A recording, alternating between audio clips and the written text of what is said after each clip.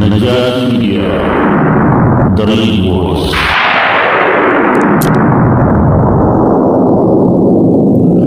ይህንን አሁን ከዚህ በታችን ማቀርበው ምሳሌ ወይም ደግሞ ያለ መገንዘባችን ችግር ራሴ የሰራሁት አናሊሲስ ነው። እዛ ላይ ለመወያያነት ወይም ደግሞ ከዚህ እንደማጣቃሻነትም ሊሆን ይችላል። ከዚህ ተነስተንም የተለያዩ ትንተናዎችን ልንሰራበት እንችላለን። እኔ ግን የተመለከትኩትን ነው ከዚህ በኋላ እንደ ምሳሌነት ማቀርበው ማለት ነው። ይሄም ሱፊዩ ባለመገንዘቡ የደረሰበት በተለይ ከ2004 ንቅናቄ ወቅት በኋላና ጉዳት ምንድን ነበር? ኮንሲኩዌንሱስ ምንድን ነበር? ለምሳሌ ይሄ ነጥብ በጣም ጥልቅና ብዙ ጊዜ ግልጽ የማይነሳቸው ውሳኔ የውስጥ ችግሮችን የሚነካ ነው።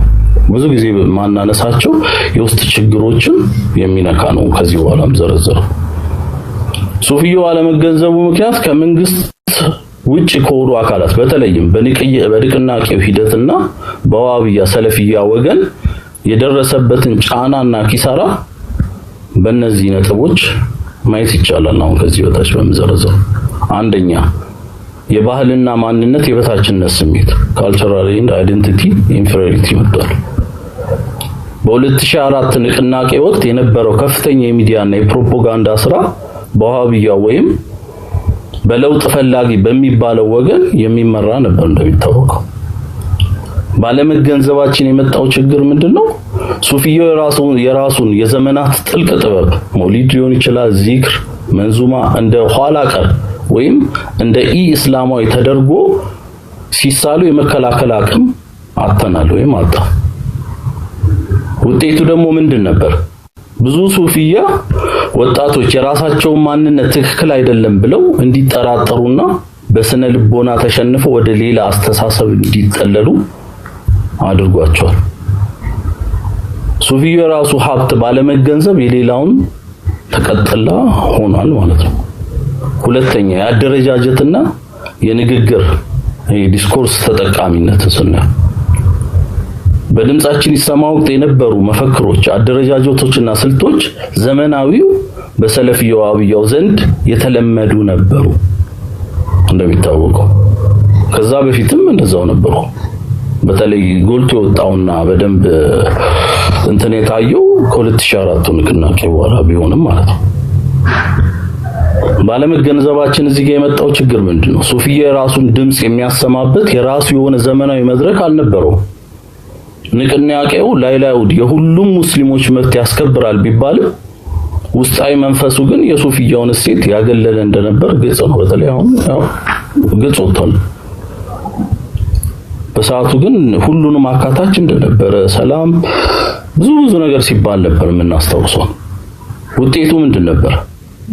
ሱፊያው በንቅናቄው ውስጥ እንደ ተራ ተከታይ እንጂ እንደ ባለቤት ሳይቆጠር ቀረ ማለት ነው። ድምፁ ተውጦ የሌላ አጀንዳ አስፈጻሚ ሆነ በሰዓቱ ስፔሻሊ ወጣቱ ላይ። ሶስተኛ ማህበራዊ መገለልን አስከትሏል። ሶሻል ንቅናቄው በነበረው ወቅት መብቱን የማይጠብቅ ሙስሊም እንደ ካህዲ ተደርጎ የሚቆጠርበት መንፈስ ነበር። በጣም እኔ በማቀው በራሴ ራሱ ምሳሌ መስጠት ይቻላል። አካባቢ ዙሪያ የነበሩ ምናቃቸው ጓደኞቼ ምናምን ራሱ ልክ አህባሽ የሚል ስያሜ ሰጠዋል። እዚህ ጋር እነሱ ካልተቀበልክና ልክ አንዳንድ እንትኑ እዚህ ጋር መግለጽ ያስፈልግ ይችላል እንጂ አንዳንድ ምሳሌዎች በቅርብ ጊዜ ራሱ ተከስተዋል። የሆነ ነገር መከላከል ልክ አይደለም ማለት ከሆነ ወገን ጋር እንደተደረገ ተደርጎ መለጠፍ። የዛን ጊዜም እንደዛው ነበር የተደረገው። ለምሳሌ አህባሽ የሚል ስያሜ ለጠፍ ነበር አይደል? አህባሽ ምን ይሁን ምን እንኳን የማያውቁ ማህበረሰብ እነሱ ወገን ካልሆነ ስያሜ ያቀርላቸው ነበር። ምን እንደሆነ ራሱ ያውቁም አንዳንዶች። ግን እስቲ ምናምን ብለው ከነሱ አክሰፕት ከነሱ ጋር አብሮ ካልተጫጫ እንደዚህ አይነት ስያሜ ለጠፍ ነበር። ባለመገንዘባችን የመጣው ችግር ደግሞ ሱፊዩ ነገሮችን በራሱ መንገድ በእርጋታና በዱዓ ለምሳሌ ለመፍታት ያለውን ፍላጎት ንቅናቄው ፈሪነት ወይም የመንግስት ደጋፊ አድርጎ ይሰየመው ነበር ወይም በእንደዛ ይተረጎም ነበር። ውጤቱ ደግሞ ሱፊዩ በገዛ ወንድሞቹ ዘንድ ሳይቀር እምነቱ ራሱ የተሳሳተ ወይም መንገዱ የተሳሳተ ተደርጎ ተወሰደበት። እና ደግሞ የመንግስት ቅጥረኛ ተደርጎ እንዲገለል ሆነ። ይህ ደግሞ ማህበራዊ ጫና ሱፊዩ በገዛ ቤቱ ባዕድ እንዲሆን አድርጎታል። ብዙ መሻይኮች ታውቃላችሁ፣ ብዙ መሻይኮች ማለት ስያሜ ይሰጣቸው ነበር፣ ይለጠፉ ነበር። በዛ በኩል አንድ ታው የሚል እንኳን የለም። ምክንያቱም ይፈልጉታል። ከአንዳንድ ወንድሞች ጋር ስናወራ ይህን ነገር እናነሳው ነበር በጣም። አራተኛው የእውቀት አካዳሚክ ሽንፈት ነበር። ዋሃብያው ወይም ሰለፊያ የሚባለው በወቅቱ የመጽሐፍትን በማተብ በሲዲ እና በዩቲዩብ ትምህርትን በማሰራጨት ረገድ ፈጣን ነበር በጣም። ለነገሩ ከንቅናቄው በፊት እንደዛው ነበር ማለት ነው። ባለመገንዘባችን የመጣው ችግር ምንድነው?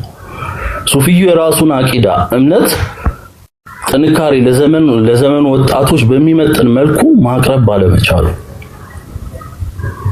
በእነዚህ መድረኮች ላይ እንድንሽ ተሸንፏል ማለት ነው። ብዙ ማለት ውጤቱ ያው የሱፊያው ቤተሰብ ልጆችን በዚህ ተረተው ማለት ነው። የሱፊያው ልጆች ማለት ነው። የሱፊያው ልጆች በዚህ ተረተው የቤተሰባቸውንም ሆነ የመሻይኮችን መንገድ እንዲተው ሆኗል። ይህ ደግሞ የእውቀት ሴራ ሳይሆን ሱፊያው የጊዜው ሁኔታ ካለማገናዘብ የመጣ ኪሳራ ነበር ማለት ነው እንደኔ ግምገማ። አምስተኛው የመሪነት ክፍተት ሊደርሺፕ ቫኪዩም ነበር። ሱፊዩ የነበረው መሪነት መሻይኮች በአብዛኛው በገጠርና በሐሪማ ብቻ የተወሰነ ነበር። በከተማም የተወሰኑ መሻይኮች ጋር ያው መስጂድ ውስጥ ምናምን ነው። ባለመገንዘብ የመጣው ችግር የከተማውንና ዩኒቨርሲቲን ወጣቶች የሚመራ ሱፊያ ምሁራን ባለመኖሩ ወጣቱ ሙሉ በሙሉ የዋሃብያ አስተሳሰብ ተቃኘ ማለት ነው። ብዙ ጊዜ ካምፓስ የነበራችሁ ታስታውሳላችሁ። በየቦታው አደረጃጀት ወጣት አደረጃጀት ነበር። የሙስሊሙ ጀማ የሚባል ነገር ነበርና ከዛ ውስጥ ብዙ ነገር ይሰራ ነበር። እኔም አንዱ ስለነበርኩ ማለት ነው።